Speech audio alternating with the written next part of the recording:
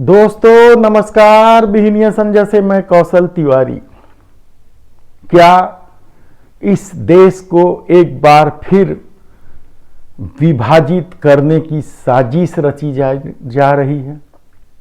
यह सवाल इसलिए उठ रहे हैं क्योंकि कल ही मद्रास हाई कोर्ट के कार्यवाहक मुख्य न्यायाधीश M.N. भंडारी और न्यायमूर्ति D. भगत चक्रवर्ती की पीठ ने कहा कि यह वास्तव में चौंकाने वाला है।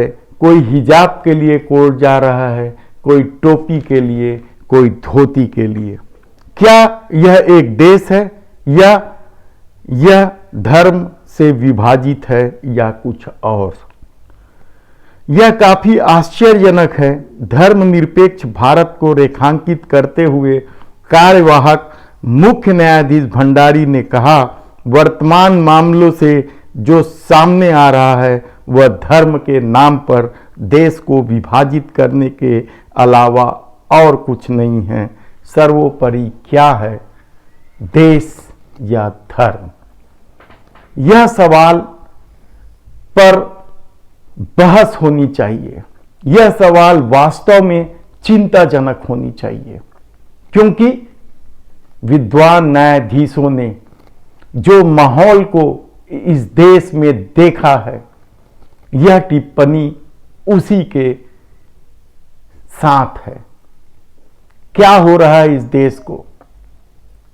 क्यों इस देश को वो लोग फिर खतरे में डालना चाहते हैं जो लोग द्विराष्ट्र के सिद्धांत और उसे लिखने वालों के प्रति अभिभूत है। यह सवाल इसलिए उठ रहा है क्योंकि 5 राज्यों में से उत्तर प्रदेश में हो रहे चुनाव केंद्रीय सत्ता के लिए सबसे महत्वपूर्ण है, क्योंकि उत्तर प्रदेश से ही दिल्ली का रास्ता जाता है और 2024 में दिल्ली के लिए चुनाव है।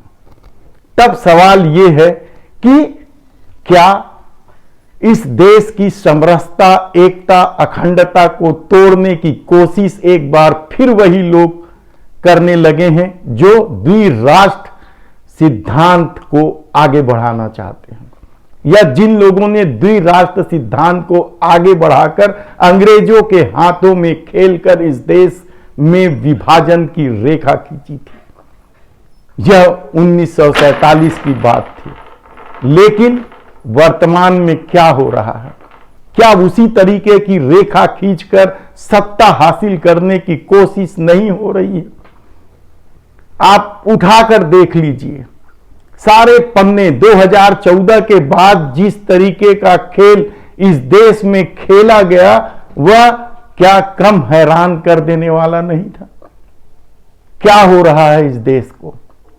उत्तर प्रदेश में पहले चरण में चुनाव ने जिस तरीके के संकेत दिए हैं, कैरोना और मुजफ्फरनगर को उभेड़ने की कोशिश के बाद भी यदि राजनीति उनके अनुकूल नहीं बैठती है तो वे फिर से एक बार हिजाब के मामला को तूल देते। सत्ता पाने के लिए धर्म का आसरा लेने वाले लोगों ने पहले चरण के चुनाव में क्या कुछ नहीं कहा। सुरक्षा के देने के नाम पर कैरोना और मुजफ्फरनगर को फिर से भड़काने की कोशिश की गई, बार बार याद दिलाने की कोशिश की गई। लेकिन हवा का क्या है? पूर्वी हवा, पश्चिम की हवा जो है वो विपरीत गई है और यकीन मानिए कि पूर्व की हवा और ज्यादा प्रतिकूल होने वाली है। इसलिए हिजाब और इस तरीके के दूसरे मुद्दे को उठाए जा रहे हैं। मद्रास हाई कोर्ट की चिंता पर इस देश की सत्ता और तमाम विपक्षी दलों को सोचना चाहिए कि हम इस देश को किस दिशा में लेके जाने वाले हैं। पश्चिम के संकेत साफ दिखाई दे रहे हैं और पूर्वांचल तो सबसे ज्यादा महामारी से प्रताड़ित क्षेत्र है। ऑक्सीजन के अभाव में दम तोड़ते लोग, गंगा में बहती लाशें और चिताओं की लंबी कतारें पूर्वांचल कैसे भूल सकती। यहां के किसान पश्चिम के किसानों की तरफ पैसे वाले नहीं हैं। यहां के किसान तो किसानी के साथ साथ अपने बच्चों को रोजगार देना चाहते हैं, और उत्तर प्रदेश में सबसे ज्यादा रोजगार का संकट रहा है, और ऊपर से महंगाई। तो फिर हवा को अपने अनुकूल करने के लिए धर्म और छद्म राष्ट्रवाद ही यदि सहारा हो, तो फिर मद्रास हाई कोर्ट की टिप्पणी को कैसे गलत माना जा सकता है, और क्यों नहीं बहस होनी चाहिए। हाल के सालों में धर्म के नाम पर क्या कुछ हुआ। हिजाब मामले को ही आप देख लीजिए। वह अकेली लड़की किस तरीके से उन लोगों का विरोध का सामना करने के लिए दमदारी से सामने आई थी। क्या देश के बुद्धिजीवियों को अपना डर खत्म कर कर इसी तरीके से सामने नहीं आना चाहिए, गलत बातों का विरोध नहीं करना चाहिए। राफेल का झूठ तो फिर एक बार सामने आने लगा। टीका से लेकर इस महामारी में सरकार का रुख क्या था, किसानों के प्रति क्या कुछ रवैया रहा है। आतंकवादी, खालिस्तानी यानी विरोध के सारे स्वर को आप देशद्रोही के सांचे में ढालकर इस देश को कहां ले जाना चाहते हैं। सवाल तो बहुत से हैं। सवाल इस बात का भी है कि आखिर द्विराष्ट्र के सिद्धांत को लिखने वालों को आप अपने नेता कैसे मान सकते हैं। लेकिन जब परिस्थितियां प्रतिकूल हो, देश में बेरोजगारी और महंगाई चरम पर हो, तो फिर सत्ता को अनुकूल करने के लिए झूठे आश्वासन, झूठ, अफवाह और नफरत की राजनीति ही काम आती है। ये कौन करता है, यह भी किसी से छिपा नहीं है। आप किसी भी सवाल को टाल देते हो। सत्ता का काम सवालों का जवाब देना है, उसकी जवाबदेही है। लेकिन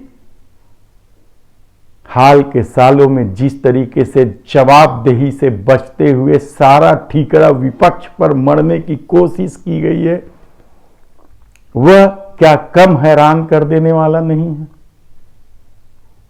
आप एक बार जरूर सोचिए कि हम इस देश को कहां लेके जा रहे हैं। वास्तव में क्या इस पर बहस नहीं होनी चाहिए कि देश बड़ा है या धर्म बड़ा है, क्योंकि कर्नाटक से शुरू हुआ हिजाब मामले में यह बात भी सामने आई है कि लोगों ने तिरंगा उतार कर भगवा फहरा दिया और सत्ता अभी तक उसके खिलाफ कोई कार्रवाई नहीं की गई।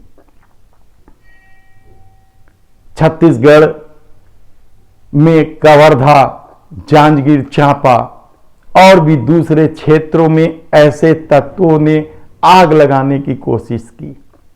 बसना का एक वीडियो भी सामने आया है। उसमें साफ कहा जा रहा है कि किस तरीके से आप एक धर्म विशेष के लोगों से नफरत करिए। वह वीडियो हम आपको फिर कभी दिखाएंगे, क्योंकि अभी हम इस बात की पुष्टि करने में लगे हैं कि क्या यह वीडियो वास्तव में बसना का है, महासमुंद जिले के उस कस्बे का है। क्या बाजार के दिन यह वीडियो बनाया गया है, लोगों की भीड़ को नफरत करने के लिए चेताया गया है। हमारे साथी ने यह वीडियो भेजा है और कहा है कि बसना चेताया गया है। हमारे साथी ने यह वीडियो भेजा है और कहा है कि बसना का है, जिसे हम कंफर्म कर रहे हैं। जैसे ही कंफर्म होगा हम बताएंगे कि छत्तीसगढ़ पुलिस और उसके इंटेलिजेंस कैसे फेल है। यदि यह बसना का वीडियो है तो छत्तीसगढ़ की पुलिस और सरकार क्या कर रही है, इन आग लगाने वालों के खिलाफ कड़ी कार्रवाई क्यों नहीं कर रही है। राजधानी में कानून व्यवस्था को लेकर हमने तो लंबी चौड़ी बात कही है किस तरीके से अश्लील गाली गलौज के उस दौर में गुजरने वाले संभ्रांत परिवार, आम नागरिक शर्मसार होता रहा। लेकिन आज भी ऐसे लोगों के खिलाफ कार्रवाई करने से सरकार और प्रशासन के हाथ पांव फूल रहे हैं। तब मद्रास हाई कोर्ट की उस टिप्पणी को याद करना और उस पर बहस जरूरी है कि देश बड़ा है या धर्म। धन्यवाद।